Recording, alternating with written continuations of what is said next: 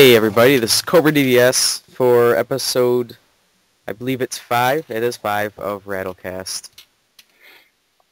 Go ahead. And this is Neo Flynn, Okay. as always. Yep. So how you doing tonight? I am fantastic, how are you? I'm a little tired. I don't know why. I think it's because I've been watching baseball for the past couple hours. Yeah, and not that'll that do it. baseball's boring or it puts me to sleep, but, I can... I always have trouble watching it on TV, I don't know why. Yeah. Well, see, I'm a man who watches golf on TV, so...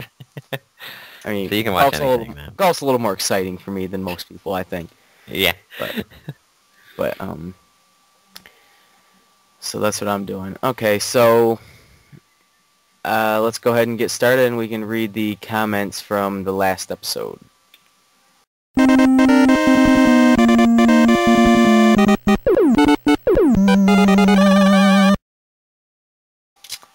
Okay, starting off here, we can start off with the one and the only Mike Gardner. And actually, I'll elaborate on that, the one and the only thing in a second. Because Intelligent Dude showed me something that I want to share. But his comment says, honestly, fellas, who cares? Who cares about views? Just continue putting good stuff out like this, and eventually the community will catch on. I really dig the Technos games like River City Ransom. Wow. River City Ransom. And especially Super Dodgeball. Both pricey in terms of loose NES games. Flicker can be annoying in Super Dodgeball, but man, it adds to the character of the game. I still play it from time to time. It's pretty beatable, and when playthrough, keep it up. Keep up the great show. Cool. We will. Yeah, well, we'll try. We'll try. But the thing I was gonna say about Mike Gardner is, Intellivision Dude sent me a link on Facebook, and it was a YouTube video to some doctor named Mike Gardner, and he does breast augmentation surgery, and it's like a commercial for it. Nice. Dr. Mike Gardner. I thought that was pretty funny. Ballin' Nick 1982 says he's commented on, I believe, every episode, so I think so, yeah. I think Mike Gardner might have as well. Once again, I had a lot of fun listening to this. Keep up the great podcast, and you'll definitely get more views and listeners soon. Starting a new series or mentioning a podcast on YouTube is always hit or miss with people, and I really don't know why, but I really enjoy what you guys are doing. I was actually planning on mentioning you guys in a video within the next week, if that's okay. This podcast is something that needs more attention. Keep up the great work as always. Well, that'd be phenomenal. Yes, we appreciate any kind words. Yes, definitely. Infinity EOC says, hey guys, love the I remember this comment. Hey guys, love the podcast. Not to sound weird, but I listen to these on my phone while I go to sleep. They're great. Could you tell me what games the sound bites for your intro and segments come from? I think I have most of them figured out, but I'm stumped on a few. Keep up the great work. Well, first off, that's not too weird, but it is a little bit. Yeah, I think I made a comment to him. I said, as long as you're not dreaming about us after you go to sleep, then I think it's cool. And as far as the sound bits, I have them written down, actually. Otherwise, I would have forgotten. But the intro is a rendition of Bloody Tears from Simon's Quest on the NES. The questions and comments section, I use the Mega Man 2. I believe it's like when you select your boss. It's like when the level starts up. Yeah. The new segment, I use the Contra song when you first put in the game and press start. And then it sort of starts a little bit with the jungle music, but not a lot. For Game of the Week, I use Blaster Master on the NES, which has a really catchy... I love it. Oh, no, actually... No, I'm sorry. Retro Corner, I use Blaster Master's music. That's a fun game. I like that game. Yeah, fantastic. And Game of the Week, and this is my personal favorite music, it's Battletoads and Double Dragon, and I think it's from the Super NES version of the game. But Battletoads and Double Dragon, all 3 renditions of that game, I don't know if they all have the same music, but I love it. And then for the What We're Playing segment, I use the Teenage Mutant Ninja Turtles from the original NES game. And then to close out, I usually use the Bloody Tears from the beginning, but last week I used something different. It was Ode to Centipede from that Pac-Man Fever album. You know what? I didn't catch that, but and I thought it's something different. It's video game related, so I thought I'd throw it out. That is awesome. And I don't know. I think that has like 8 or 9 tracks on it, so that's another few episodes we can do that with. Yeah.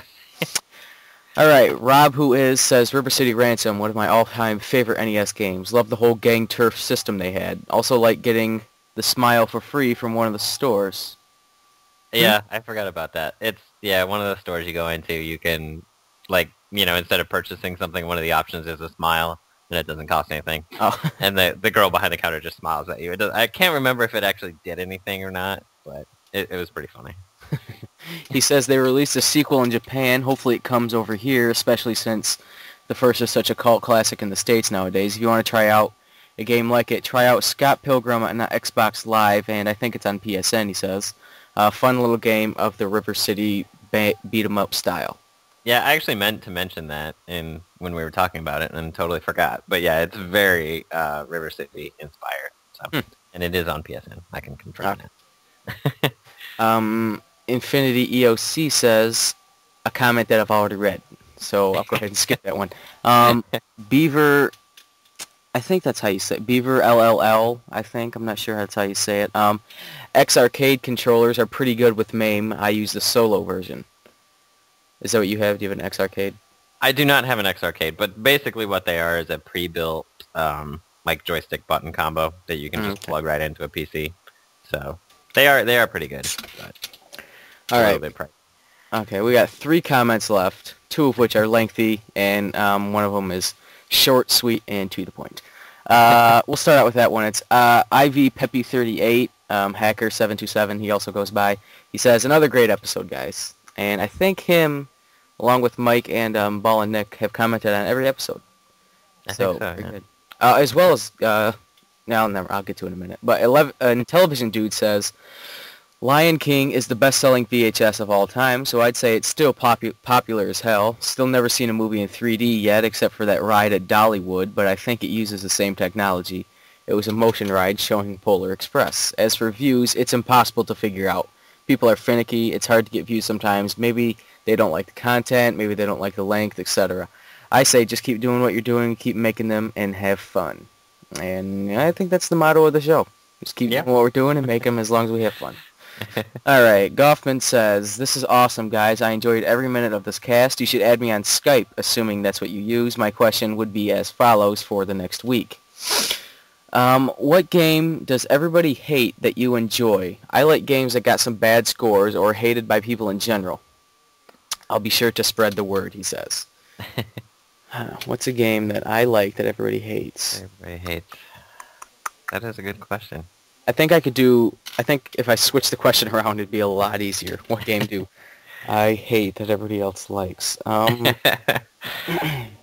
mean, one for me is Mario Party on the Wii, and that's just because my wife and I have... Yeah, my wife and I have a blast playing it. So. Yeah, the game got pretty poor reviews. Yeah, it really did. But, it's not terrible, and especially as a party game, it's fun. I had it a while ago, but I got rid of it quite a ways back. I thought they could have done a lot more with the motion. I mean, it seems like a perfect combination, really. Yeah, there are some that it's just like the old school Mario Party where you're just pushing buttons and stuff. But the motion ones are actually a lot of fun. Hopefully they come out with another one and do more motion. We'll see. I would think they would. Maybe they'll wait till the Wii U. You never really know, I guess. Yeah. Man, I can't really think of it. I guess... I don't know how many people hate this game, but there's this game on the original Xbox, and I think it was on the PlayStation 2, called Predator Concrete Jungle. And being a huge Predator fan, the game could have been absolutely atrocious, and I would have liked it. Right. But it's really not that bad, and it's... I have a good one when I'm done with this. It's not bad, it's third person, a little clunky, but, if you're a Predator fan, you'll enjoy it. Predator Concrete Jungle. Fun game. But one that I wanted to mention is Doom on the 32X. I like that game. And I know a lot of people don't. For some reason, that version some people don't like. But bottom line is, if you're going to, I hate to sound like, like Mr. Big Head, but, if you think the Super Nintendo version is better than the 32X version, you're kind of wrong. It's got more levels, sure. But the graphics are horrible in the Super NES version. Yeah. And even more importantly, the controls are almost unplayable. The 32X version, it runs smooth, it plays great. You know, I enjoy it. It's a game I'll pop in anytime for the 32X. Yeah. So Yeah, I don't know why that one gets a bad rap, but yeah. I guess Well, I just think it's because shorter. it's missing. Yeah. It only has 15 levels, I think, and there's like a border around your screen, so the screen's a little smaller. But that's nitpicking. It's Doom on a Genesis. What do you want? Right. So, well, it's better than Duke Nukem 3D on the Genesis, which It's blows.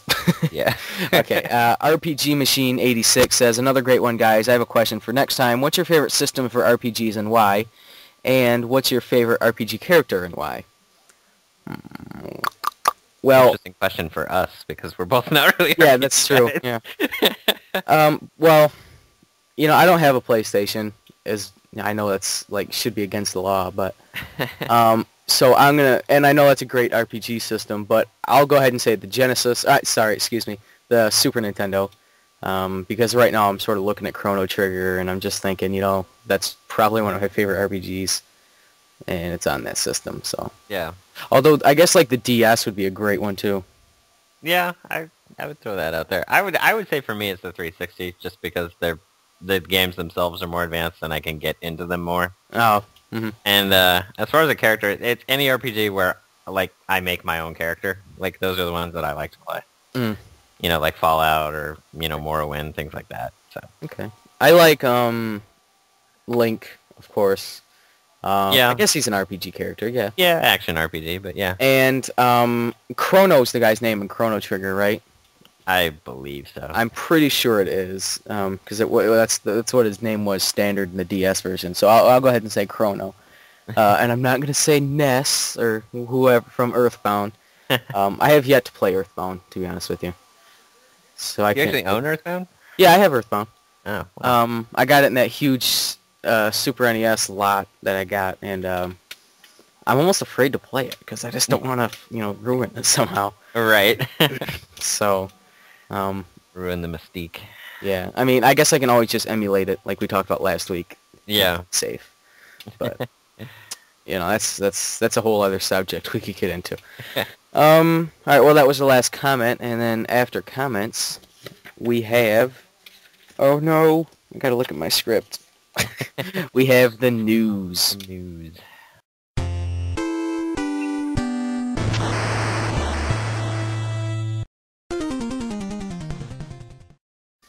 Okay. Well, I've got 3 stories, and you have 3 as well. You want me? I'll go ahead and start, and then you can.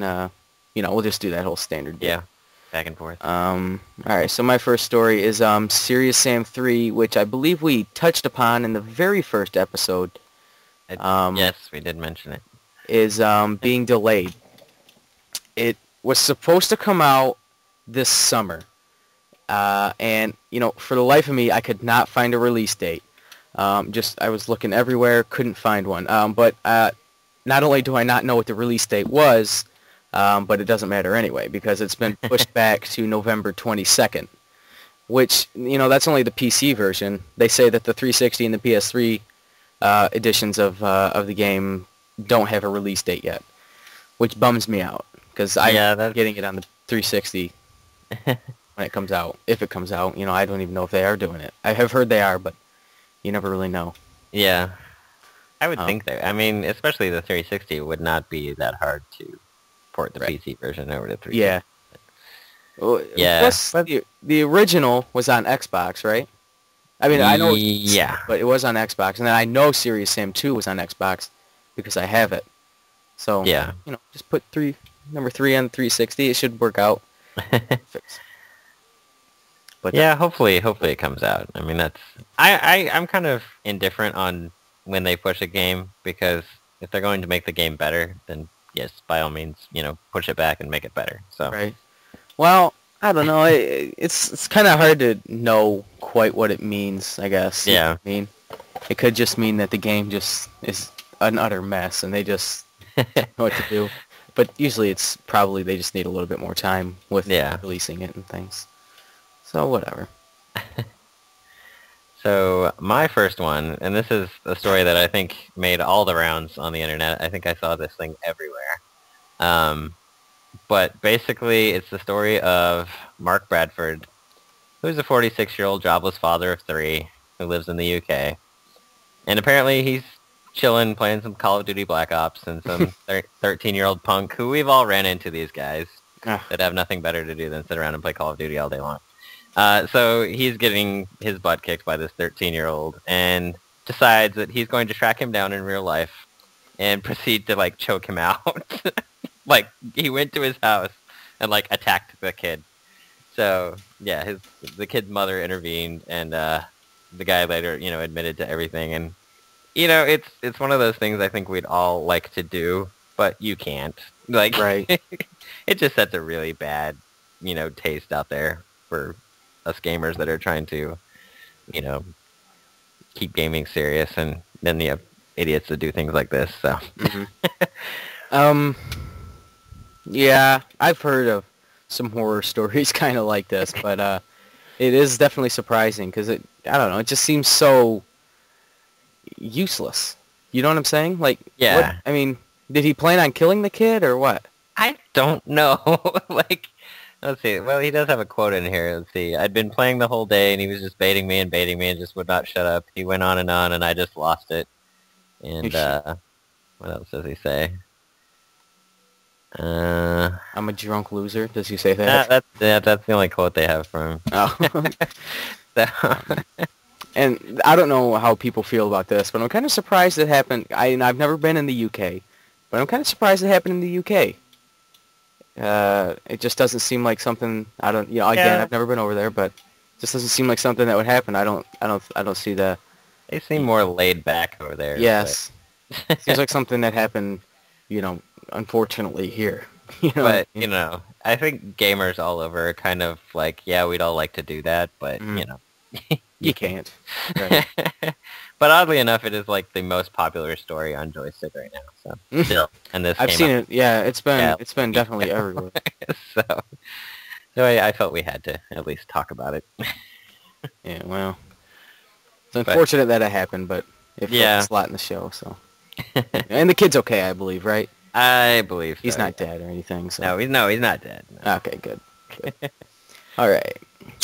What do I have next? I have apparently, and this is sort of some good news for me because well, whatever. But it's fun, good to hear because apparently there's a new Mortal Kombat movie, which is planned for a 2013 release. Yes. Nice. Yeah, and actually, if you are familiar with the webisodes that they've done that kind of correlated with the latest game release, the guy that directed those is going to direct the movie. So, and those have been extremely popular. I have not had a chance to check them out personally, but I've heard nothing but good things about them. And so, Are they real or are they animation? they are real. They are Oh, live action. awesome. Yeah, so it should be good, I think.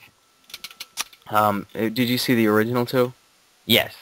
Yeah, I think we talked about it when we talked about the series as a whole, but We did. yeah. Pay attention, man. Oh, jeez. Yeah, I mean the first one was pretty good. The second one, As far as movie games go, I thought it was, yeah, it's one of the better ones. above average. Yeah. Second one was meh. It wasn't. Well, you have to have a specific taste, I think, to like the second Yeah. one. For me, I'd watch it, even though it's bad. And I think everybody knows it's bad. I'd still watch it just because of the, It's still more. the story and the whole area around it, Mortal Kombat. Yeah. You can go Mortal Kombat. That's true. So, have you seen that Mortal Kombat Rebirth trailer on the internet? It's kind of like an 8-minute little video about, I think it's Jax, who's interrogating, not really interrogating, but talking to a person that you don't know at first, but it turns out to be Sub-Zero. Or, I mean, Scorpion.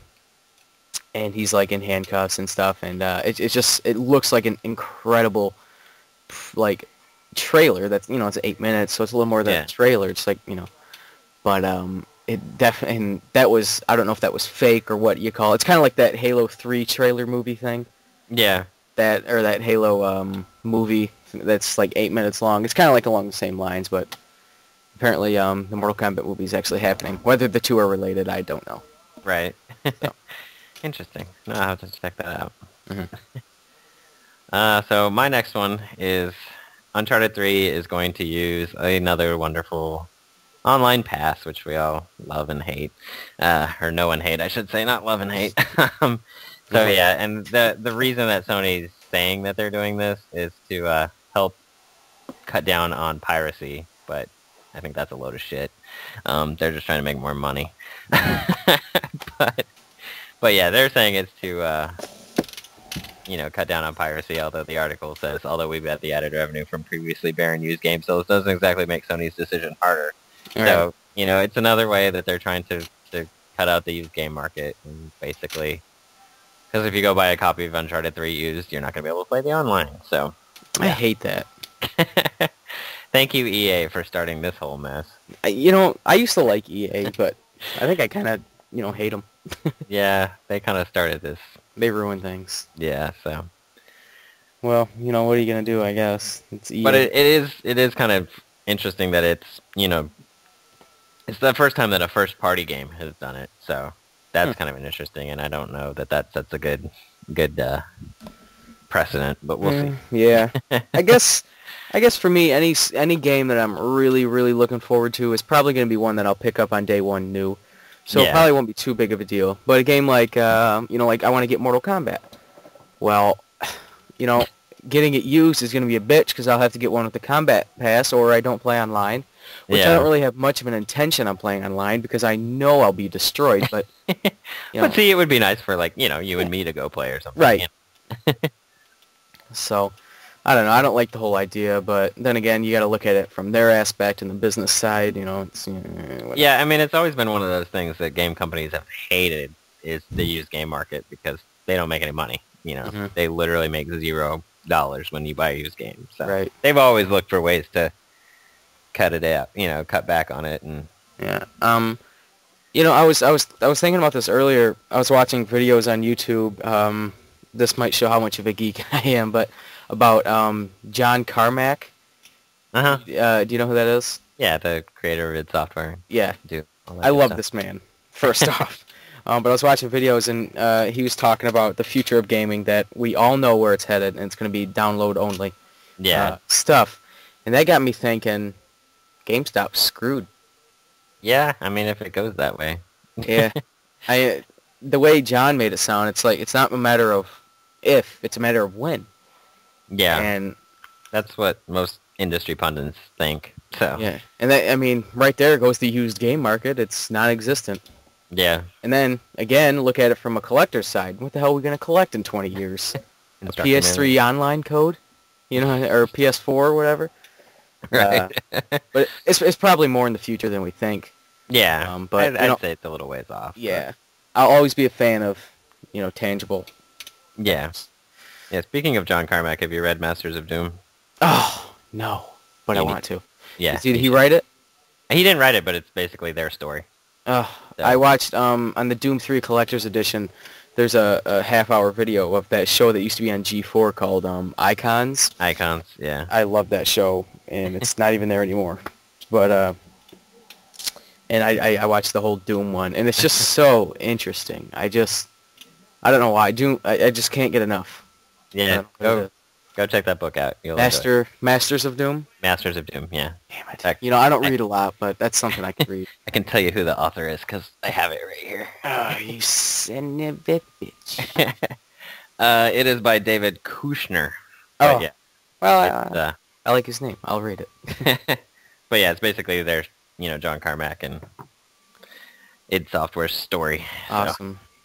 It's good. That sounds great. You have read it? It is good? Yeah, I read it. And it's a good read if you're into that sort of thing. Oh, well, I am into that sort of thing. All right. I'll give that a read, definitely. And my last news story is that the Xbox 360's future dashboard update has been not leaked. The physical dashboard hasn't been leaked, but pictures or footage of it has. Yeah. Which just always seems to happen, like, whenever can't they just keep it under wraps? I mean, is that difficult? But like, it's really not. Every time there's been a dashboard update, it's been leaked ahead of time. Like, but I mean, I'm looking at it now, and it's in French, actually. I didn't notice that. The pictures of this one are in French. Yeah, they are. Okay. In English, you get the idea. Right. Yeah. Oddly enough, they show a picture of Marmaduke, which I have no idea. Marmaduke, yeah. The dog was What's that doing there? I don't know. What's the update for? I don't really know. I mean, I know the last one was more for the Kinect update, right? Yeah, and it's I don't know. I guess it's just changing the look of it. Yeah. Oh, it's adding Bing searching apparently, and Oh YouTube. yeah. Actually, yeah, they're doing that live television thing. Okay, sounds like a good update to me. Yeah, so that's why. But I don't know why they always have every time they do an update, like they can't just add features. They have to like fundamentally change the way it looks and works. Yeah. It really bothers me. I remember when I first got my Xbox. This was 2 years ago, Christmas of like '08 maybe or something like that. I don't know. Actually, that's when it was '08, and the dashboard then. Actually, well, it wasn't. I don't even think you could really call it a dashboard because I didn't have Xbox Live at first. All right. It was really simple, and for me, I used to like to plug my iPod in and listen to music, and you could just hit the center button, and like just this little like third left side of the screen would come up with like, all the basic stuff you needed. Yeah. It was all there. It was great, and then they changed it. And I was never not a fan of the new dashboard or anything, but I do miss the simplicity. Yeah. Yeah, I mean, watching this one in motion, it looks to work about the same as the current. They've just changed the look of it a little bit, so it shouldn't be too bad. But yeah. Sometimes you need a fresh look. Yeah. All right. What is my last one? I don't even remember. Oh yeah, Portal 2. Portal 2. Portal 2 is finally. Actually, I just saw as of today or tomorrow. Sorry, the 4th. So when this episode will air, that'll be true. The free DLC that they announced, I think like when the game first came out and it was supposed to come out in the summer, is finally coming out. And it's free to download, and it basically adds, I don't remember how much, how many maps. New co-op test track. It doesn't say how many rooms are in it, but so anybody that played co-op and had a blast with it, we get to play some more, which it is incredibly fun. And then it also adds some to the single player as well. So good news, and the best part is it's free. Yeah, I was gonna say free DLC. Anytime a game company does free DLC, I'm a happy man. So. Yeah, I don't think I've ever heard of such a thing. Especially today's day and age, free is almost a curse word. Yeah, especially for DLC. So, but that just shows that Valve knows what the heck they're doing. Yeah, that's a good way to get returning customers. Yeah, exactly. For DLC. So anybody who loves Peabody and Atlas gets to play with them some more. Is that those two guys there? It's the two robots. Yeah. The one on the right reminds me of Mike Wazowski from Monsters Incorporated. Yeah, he really does. Yeah, that is Atlas, and then the other one's Peabody. They are kind of like very Monsters Inc. And stuff. Yeah. Sully, is that the other one? Yeah. So, just a quick hitter there. Yeah, well, it's good news, which is a far cry from your first story. Right. Guy's choking out 13-year-olds. Oh, but Portal 2 DLC that'll be coming out soon, free. Okay, well, that's all my news stories. That's all yours, I believe. Yep. That's it. I'm gonna go ahead and move on to Game of the Week.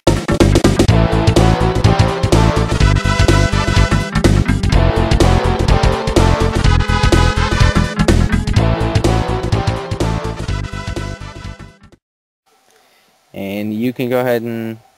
Oh, actually, you can't go ahead and start because it's me that picked it this week. So since we're going with the theme of, it can be modern, seems to be non-existent, to be honest with you, because I picked another retro one. But the theme is going with ones that are less common, sort of, hidden gems, whatever you have. Yeah. Well, I picked one today that everybody who has a Genesis, I think, should at least give a try.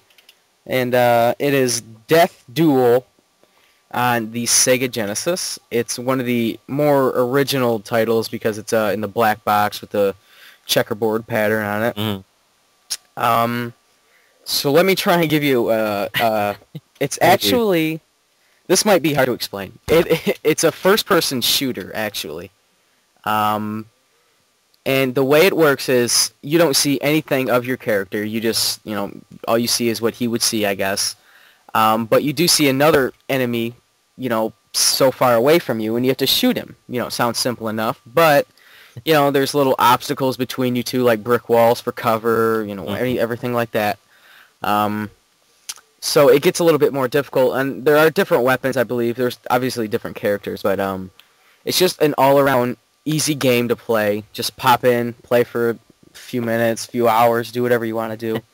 And I have a good time playing it. One cool thing is, like, if you shoot their arm will, like, blow off. Blow off, yeah. Yeah, so it's pretty cool. And, what actually got me to get this game was Classic Game Room.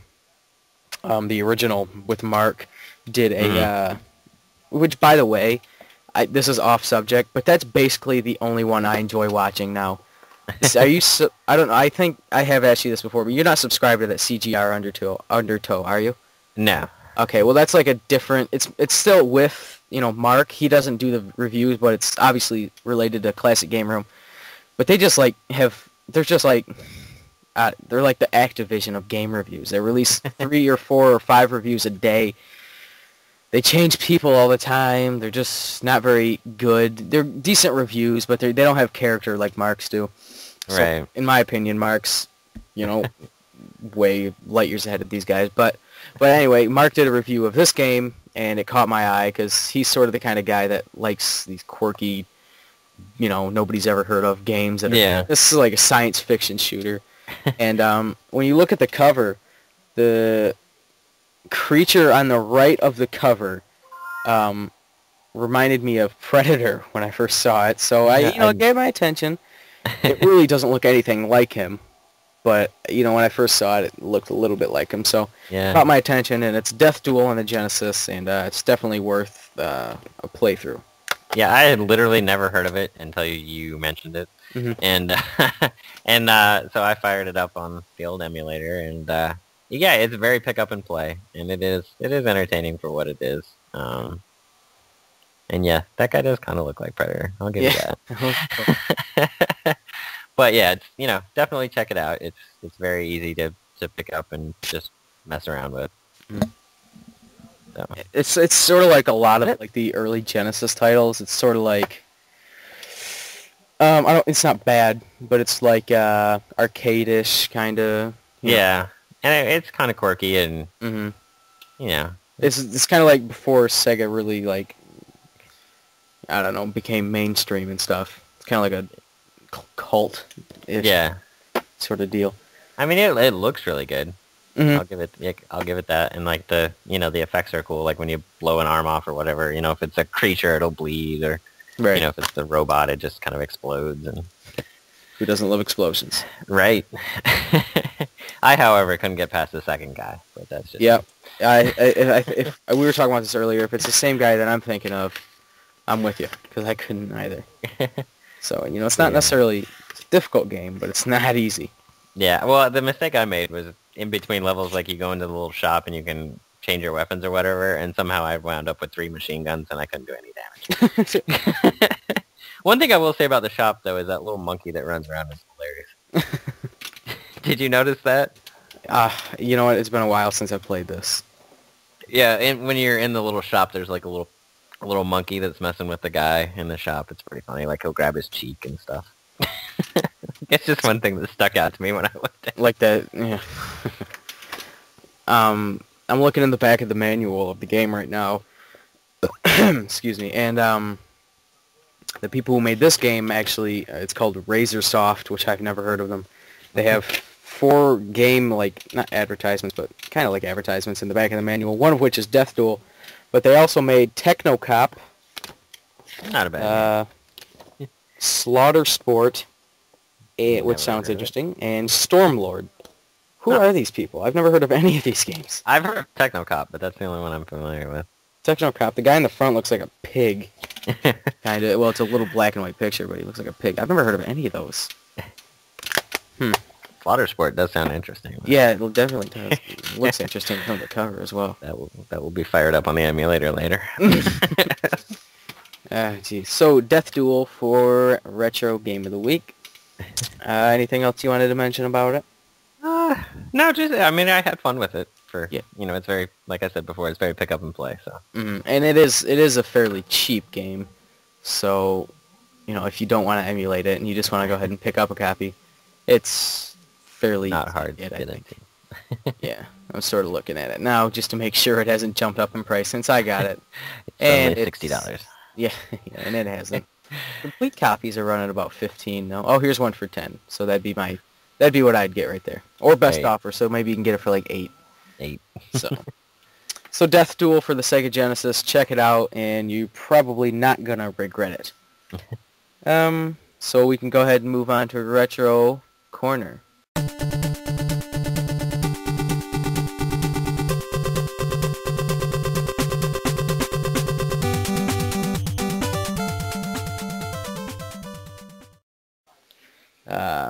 And another anniversary.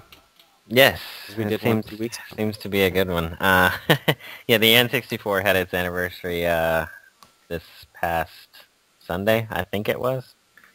Might have been. It was like the 29th or something. I don't recall, actually. I saw it, and now I don't remember. Let me Google it real quick. Ooh, isn't the internet just a phenomenal thing? This is why we have computers, Yeah.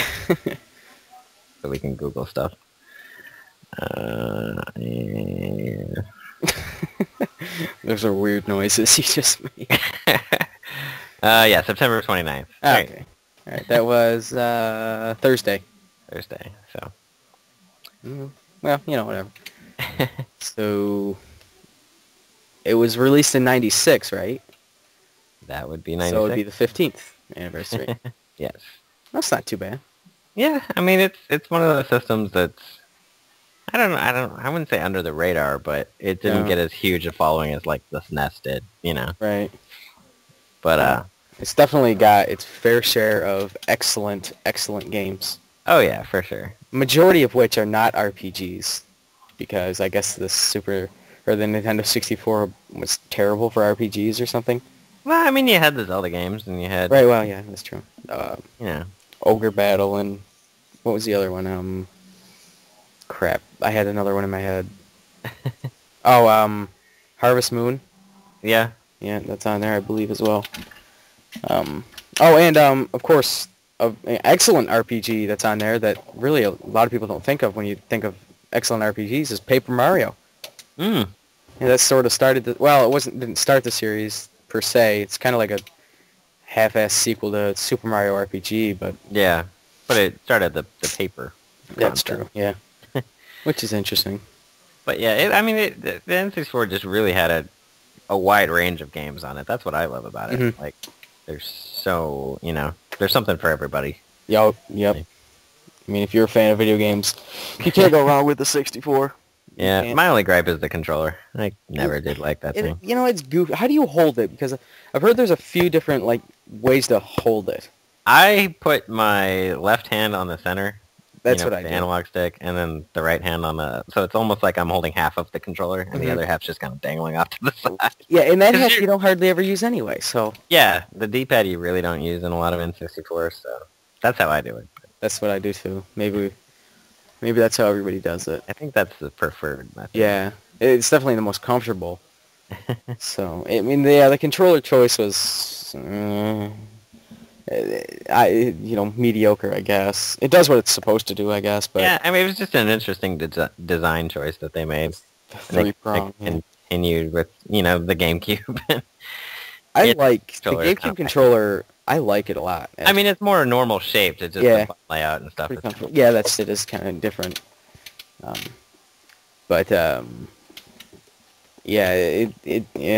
was okay. Not much you can say about the controller, I guess. Yeah, it is what it is, but... So, what are some of your favorite 64 games? Definitely Star Wars Rogue Squadron. Is it good? It's fantastic. Okay, see, a while ago I picked up some N64 boxes that are just boxes, and that's Yeah, I'm one. still waiting for you to send that to me. Rogue Squadron. Yeah, the box. With the It's on its way. 3D glasses in it. Yeah, the second 3D glasses. Hell, I'll just throw Earthbound in for you. There you go. Yeah. And you know what? I have a extra boxed Nintendo. I'll just all at once. While you're sending stuff my way. But yeah, Rogue Squadron is one of my favorites. I did like Wave Race 64. That's a classic favorite of mine. 1080 snowboarding. For some reason, I just did not really get into Mario 64. I don't know what it was, but I know, blasphemy, right? Yes. It was your blasphemy last time. It's my turn this time. Yeah, that's true. What was it, Fallout that I've never played or something? Well, the thing with Super Mario 64 is it's my favorite N64 game by far. Well, not by far, but definitely it is. I don't know. It's just the mix of nostalgia because I grew up playing it.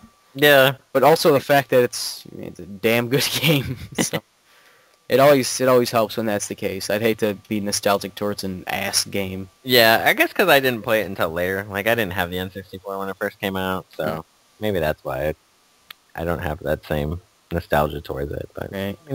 I'm sure it's great. I just didn't get into it for whatever. Yeah, well, it's one of my favorites for sure. I think we all have those games that like everybody loves, and for whatever reason you're just like, I don't get it.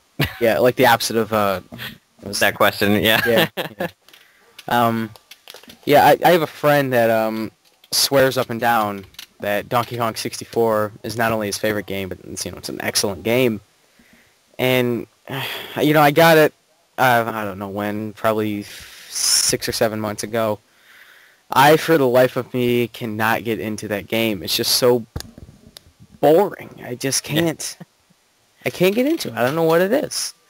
It's a cool concept, moving Donkey Kong into the 3D realm, and it's like it'd be okay, swinging on trees, doing your thing, and it's made by Rare. It's got everything going for it. I just couldn't get into it. I mean, I think I got a couple bananas, which is like the equivalent to stars, or are they bananas for even getting? I don't remember. They might be coins or something, but I just couldn't. I kind of felt bored when I was playing it. Yeah, I mean, I wasn't a huge fan of. It started that crazy trend. Like, they started that on Super Nintendo where everything had to have Super in the title. And then then they went to 64. They're like, put 64 on the end of everything. It'll make it sound better. The originality just went down. Yeah. Now they're doing it with the DS and the Wii. It just quit it. It's going to be interesting to see what they do with the Wii U. Yeah. They can't call something Wii Mario U Sports, can they? Yeah. They probably could. And they probably will. Be careful what you wish for. Damn it. But yeah, I mean, 64, it's got just, like I said, something for everybody is on there. So. Yeah. Some of my favorite games. I think the entire Mario series on that console just struck gold with me. Like, every Mario game that's on the system, I loved. You loved. Like, we're talking Mario 64, which is really the only mainstream games. I guess Mario RPG, or Paper Mario is kind of, Mario, yeah. But, your Mario Party 1, 2, 3, Mario Golf, Tennis, Smash Brothers, of course. Smash Brothers, yeah. They're just all good, and I love them. Mario Kart. Fun to play. That was another one. Mario Kart. That's a hell of a game. Yeah, the 64 version was really good. It isn't my favorite. The DS and the Wii versions are phenomenal. Yeah. For me, it's always going to be Super Nintendo. I was just about to mention that. I like the Super Nintendo version, and if I started with this version, this would probably be my favorite. But unfortunately, I started with the 64 version. So it's a little harder to go backwards. Go back, yeah. But Mario Kart for the Super NES is definitely a classic. Fun one, always to go back and play. And it started that whole thing of doing different, systems, like the different colors and stuff, and it was kind of groundbreaking, for some of the things 64. It did. The 64 itself, yeah. Yeah, and I guess one of the things that people hated was the fact that it was cartridge-based. Yeah, because that was a time when everybody was kind of going to disc, but well, it's got its pros and its cons. I mean, it certainly makes the games last longer as far as, like, durability-wise. Yeah. One thing, cartridges that I always like is they obviously synonymous with Nintendo. They come in a cardboard box, and they look better collecting-wise than a disc case would. It's like, Final Fantasy VII is a great game, but when I put up Ogre Battle 64 in the box next to it, it sort of looks a little better. Yeah. Just a little more That's interesting. the feel. I heard this, I don't know where it was, but when 64 games came out, were they like 60 or like $70? $70 or something, yeah. Oh, man. That's a lot. That's more than now. Yeah, I mean, it was... I don't know why they were so expensive. I don't remember the reasoning behind it, but I don't think that lasted very long. I think they came down eventually, but... Yeah, it seems like they would have to. Yeah. But yeah, the cartridge thing was an interesting choice. But it's, it's one of those things, it's got its pros, it's got its cons. Mm-hmm. Certainly they last longer, and the load times are significantly shorter on cartridge. Yeah, they're basically not even there, really. But they can't fit as much. You couldn't do as much with the graphics and stuff. But right. The 64 I always thought looked, pretty good. It's... it did and it didn't. Like, it was very... it was very pixely blocky at times. And, yeah. And you look at the PlayStation, it didn't necessarily have those same problems. But Right. I mean, some games it did, but... The PS1 was only 32-bit, right? I believe so. But... So technically the 64 should, even though I guess bits don't necessarily correspond with graphics, they should have better graphics, no? Yeah, I mean, it's not a direct relation. But... Right. It seems like... the 64 never really picked up where the Super Nintendo left off.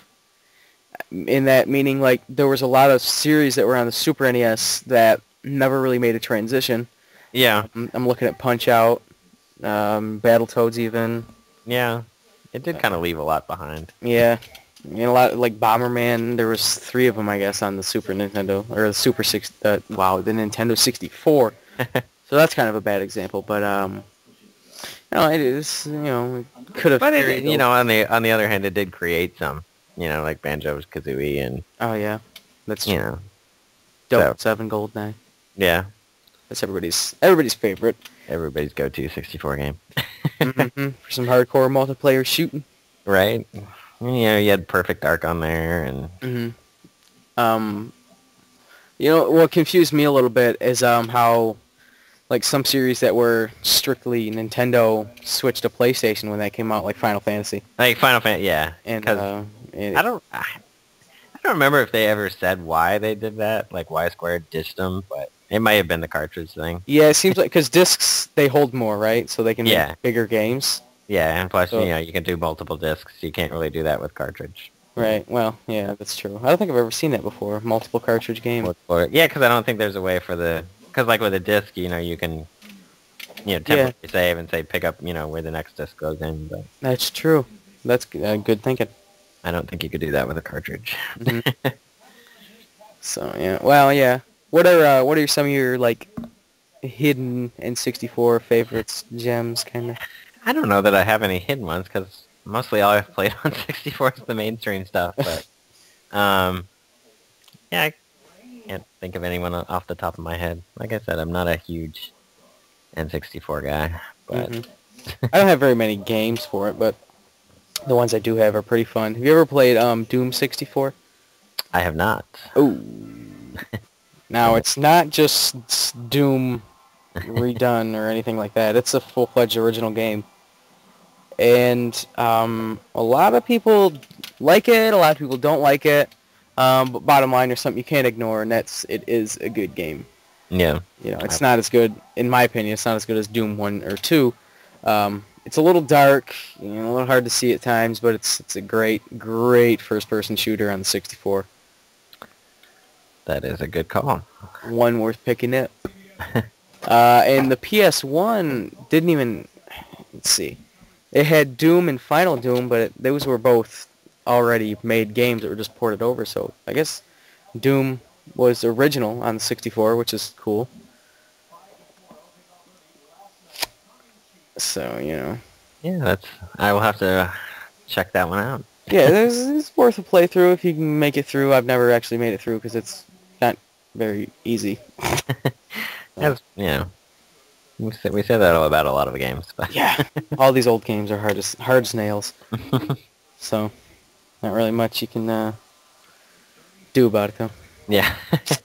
Alright, well, I think I'm all Nintendo 64'd out. Yeah, that's about all we can say for it, I think. Alright, so looks like next is the what we are playing segment.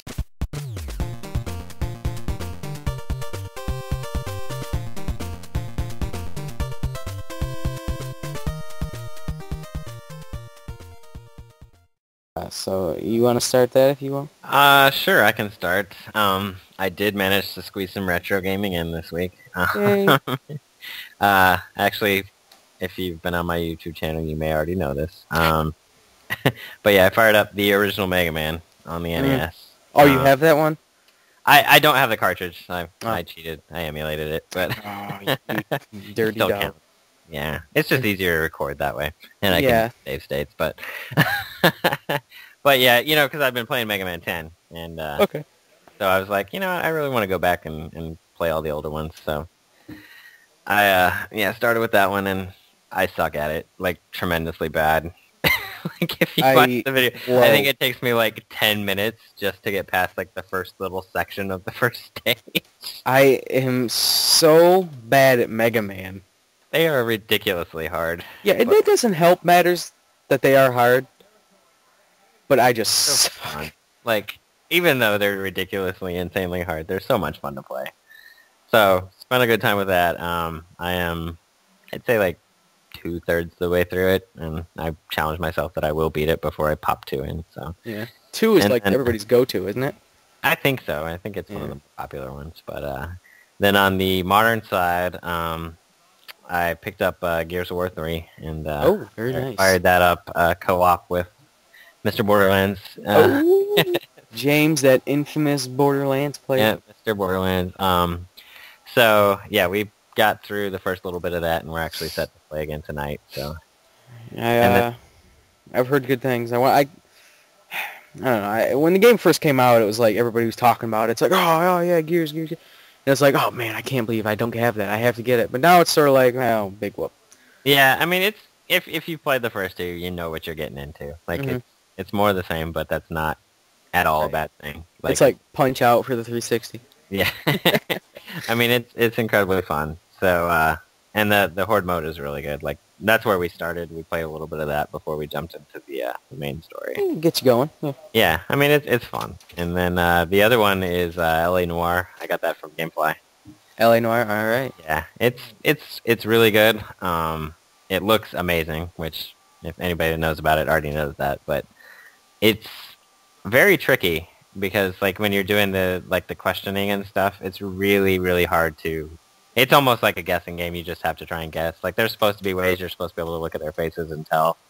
And either I'm just not paying enough attention or I really suck at the game because I can't tell. Like I'm almost just guessing or going by like what evidence I have to try and catch them. But it's really good.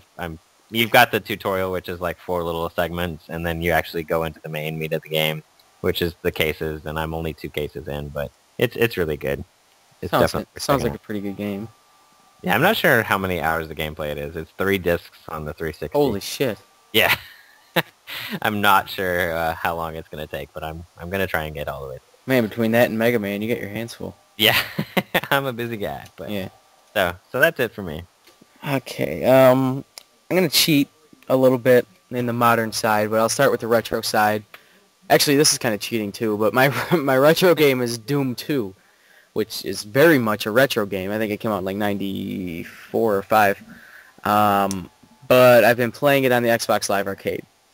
Yeah. Which, you know, that it still counts in my book. But the thing is, the Xbox Live version is absolutely perfect.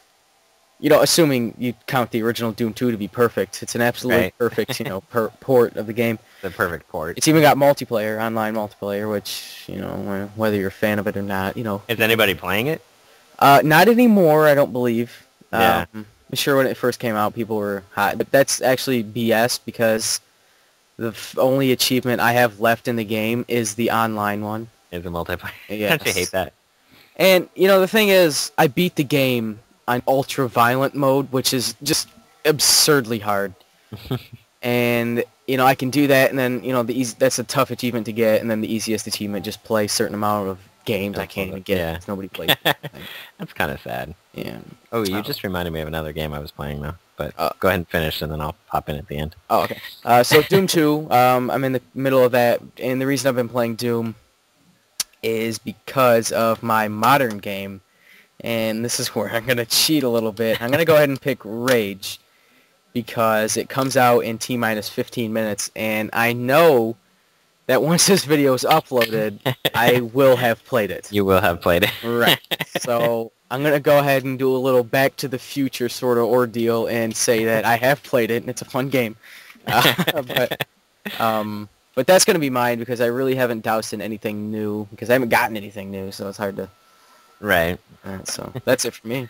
Okay, so what you reminded me of is I stumbled across a little gem on the PlayStation Network. It's called Crash Commando, and it's actually one of those freebies that I get for being a PlayStation Plus member. But basically what it is it's if Contra and Team Fortress 2 got together and had a baby, that's what this game would be. What is it? I'm sorry. Crash Commando. It's a little PSN title. What two games had a baby, you said? Contra and Team Fortress 2. Oh, okay. Well, how could you go wrong? Basically what it is it's like the game style is Contra, but it's a multiplayer game. Like it's a multiplayer shooter. Huh. But yeah, it looks like, the screen is set up kind of like Contra, but it's various levels. And you're on two teams. It's sometimes it's made to be played multiplayer, and it's sometimes kind of hard to find a match. But it's incredibly fun. Like, I'm terrible at it, but it's insanely fun, because it's just you're running around just trying to shoot everybody. Right. And so it's a 2D side scroller kind of like multiplayer deathmatch. Well, sometimes those games are the best ones to play. Those little quirky. Yeah, it's and like I said, I probably never would have picked it up except that it was free for PlayStation Plus. Oh, cool. So yeah, it's incredibly fun. So anybody that has PlayStation, go check it out. You probably won't be disappointed. And then there'll be more people playing online that I can play with. So, want to go ahead and move on to the beloved eBay auctions? Absolutely.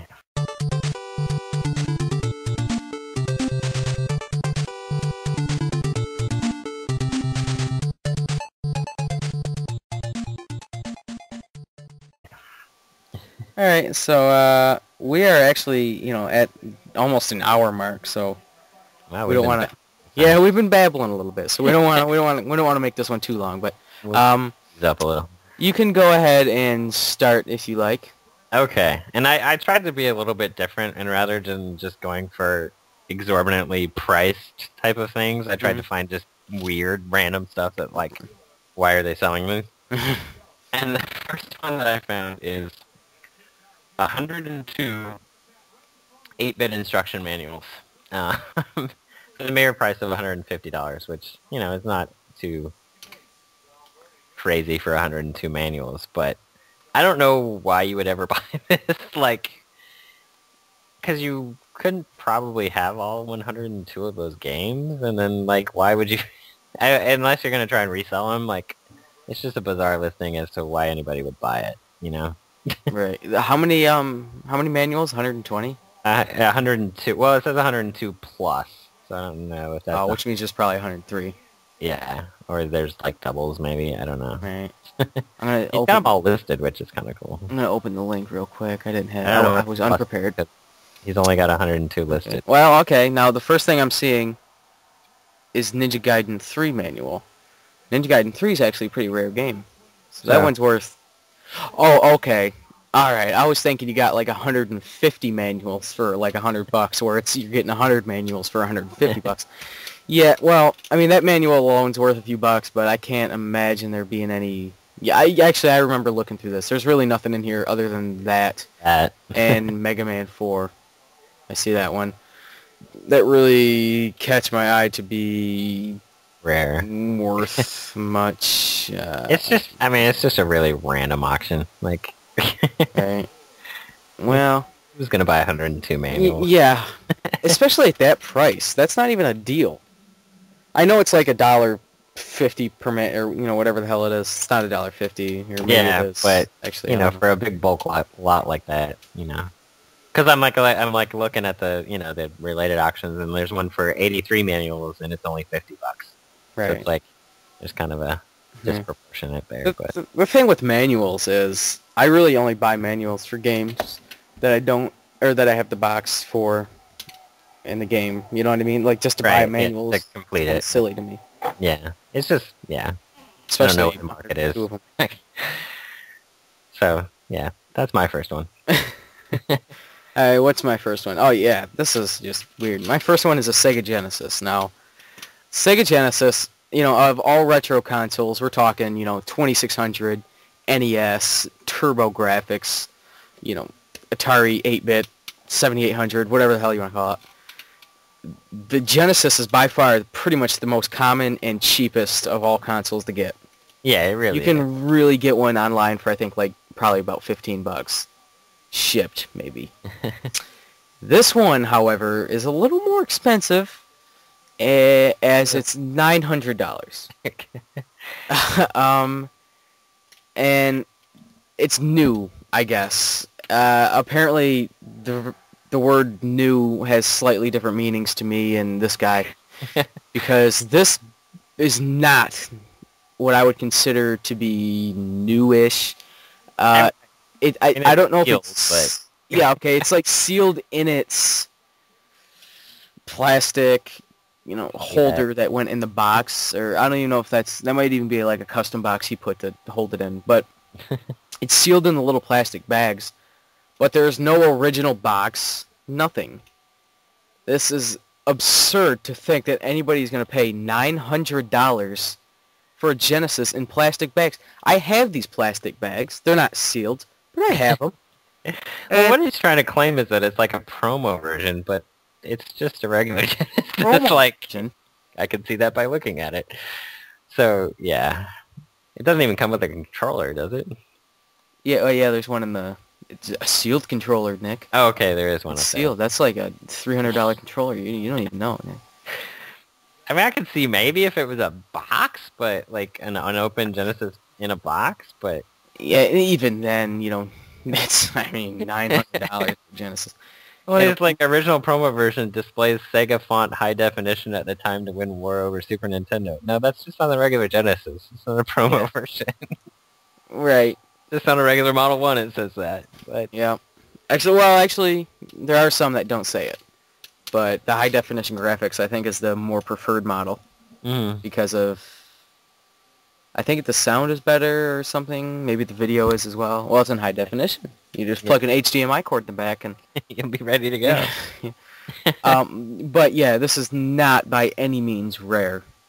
This is not by any means worth $900. In fact, to me, the fact that it's new is pointless. I mean, what's the point in having a new Genesis if it's not boxed? Not in the box, yeah. Just seems... Apparently... Oh, the Tigers just won the baseball game, so that's why I stopped. But the Tigers just won the baseball game. I was trying to see what was going on. It's in the other room. I have it on, but it's in the other room, yeah. Okay, so, yay Tigers. But back to this. He has it graded by the video game quality, whatever.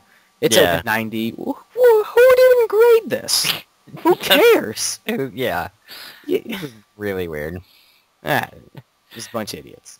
All right, well, anyways, like, we're trying to constrain that time, so why don't you go ahead with your next one? Moving right along, and I think this might win for, like, the most random thing I've ever seen. Yeah, I mean, what in the hell?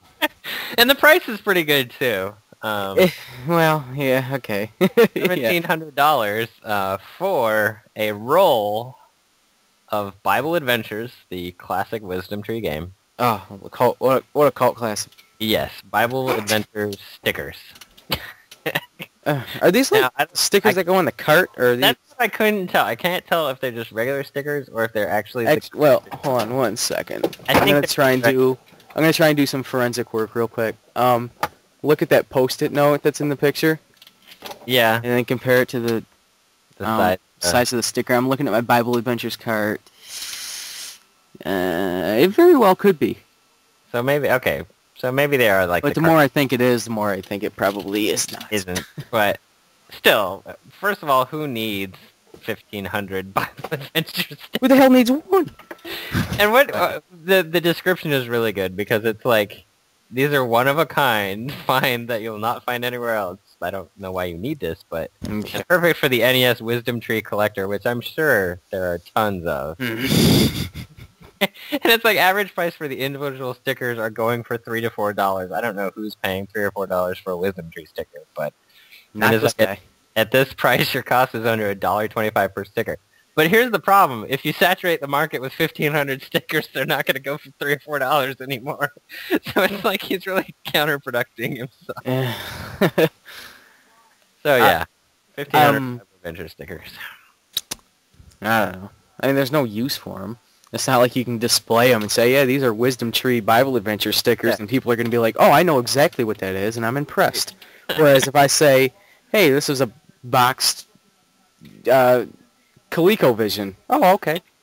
You know, that's for $1,800. yeah. So that might win for the most random thing we've ever found. Yeah, well, yeah, probably. Your mystery box was pretty interesting, but that was something. Although you've got a good one here too. So. Yeah, this next one's pretty weird. But before we go to the next one, USA Gaming or US Gaming, they are an eBay reseller, and if you're looking to pay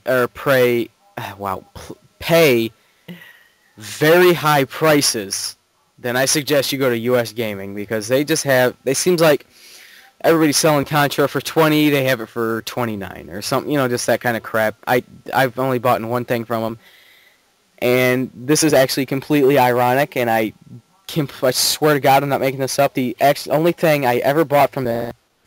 Oh, are we back? Got me? Okay. Yeah. I don't know what happened there. But anyway, the only thing I've ever bought from USA Gaming, and I'm not even kidding, is Bible Adventures. No, it's my manual for Death Duel. That's awesome. It's weird. Man, that's completely... That is funny. Bizarre. Okay. All right, so yeah, last one. I've never even heard of this. I don't know anybody who has heard of this, but it's incredible. It is totally random. It is. It's an MACS, Max, I guess is how you would say that. Super Nintendo M16A2 rifle light gun. If that doesn't just, perk your ears up, I don't know what will. I guess this was like, I think I read this before. It's I think it was something the military used. Yeah, it's something, it was originally used by the American military for training purposes. It is extremely rare. And here's the kicker. You will need the special game cartridge to actually play the game. Well, how rare is that thing? What is that? I've never heard of this. So it doesn't work with like a Super Scope game? It doesn't say that it doesn't. Actually, with the Super Scope, it probably won't work for Super Scope games because the way the Super Scope is set up with the light sensor and stuff. You have to have like the sensor and stuff. But it might work for a game like Lethal Enforcers, which is just straight up a light gun game. Huh. Interesting. So I don't really know. I've never heard of such a bizarre thing. So you can buy this, but then you apparently can't use it. We didn't say the price, did we? No, we did not. $2,000. $1,999. For an which M16 light gun. Yeah, which might be even what it's worth. It's hard to price something when you've only seen one of them.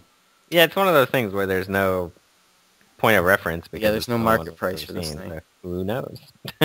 I feel like this is the kind of thing that if somebody set at a 99-cent price would probably sell for like $5. Right. Nobody has heard of this thing, I bet. It is really random. Yeah, it is. I'm sure like the big gamers have heard of it, like Pete Dorr or somebody like that. Yeah. But this is pretty crazy. But I like the idea. I like where they were going with it. An M16 light gun. It is a cool idea, but it beats. Makes you wonder why it didn't catch on. Yeah, it beats a blue revolver that I have to use for my Lethal Enforcers. But I don't.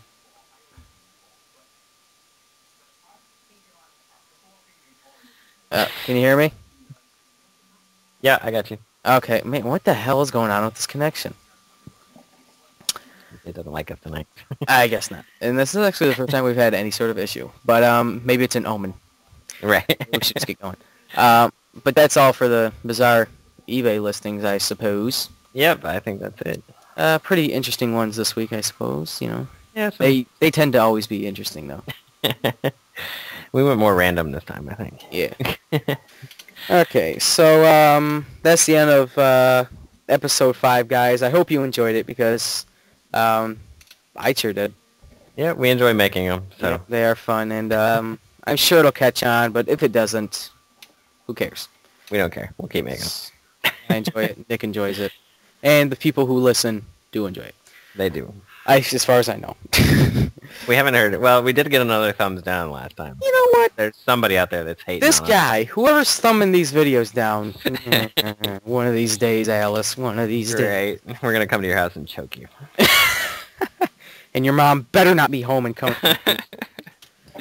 So, okay, guys. Well, thanks for tuning in, and we'll catch you next Tuesday night for another installment in the RattleCast legacy. There you go.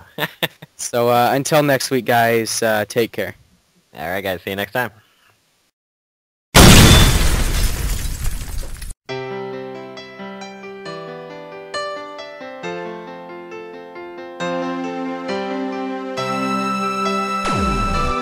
Intruder alert, intruder alert. Get in, fight like this.